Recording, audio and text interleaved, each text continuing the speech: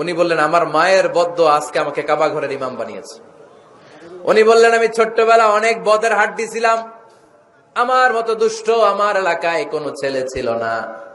মানুষের গালাগালি, মারামারি, দুষ্টামি, ভাঙচুর, চেঁচামেচি, চিৎকার, বিশৃঙ্খলা আমার মতো কেউ বেশি করতে পারতো না। কিন্তু আমার মা ছিল অনেক বড় আল্লাহওয়ালা। আমার মা জানতেন আল্লাহর কাছে দোয়া করার কত বড় পাওয়ার। আমার মা যখন আমার উপর রেগে যেতেন, আমার মা জানতেন রাগের মাথায় বদদোয়া দিলে বদদোয়া কবুল হয়ে যাবে। এজন্য যখনই আমি বেশি দুষ্টামি শুরু করে দিতাম, আমার মা রেগে আমারে বদদোয়া দিয়ে বলতেন, আল্লাহ তোরে হেদায়েত দেখ, আল্লাহ তোরে কাবা ঘরের ইমাম বানায় দে। মা যখন রেগে যেতেন, রেগে মেগে উনি সব সময় বলতেন, আল্লাহ তোরে হেদায়েত দেখ, তোরে কাবার ইমাম বানায় দেখ। রাগে রাগে ভালো দোয়া করতেন। সুবহানাল্লাহ কইতে বললেন না? আপনারাও আপনাদের ছেলে মেয়েদের জন্য একটা ভালো দোয়া সেট করে নেবেন, রাগ আসলে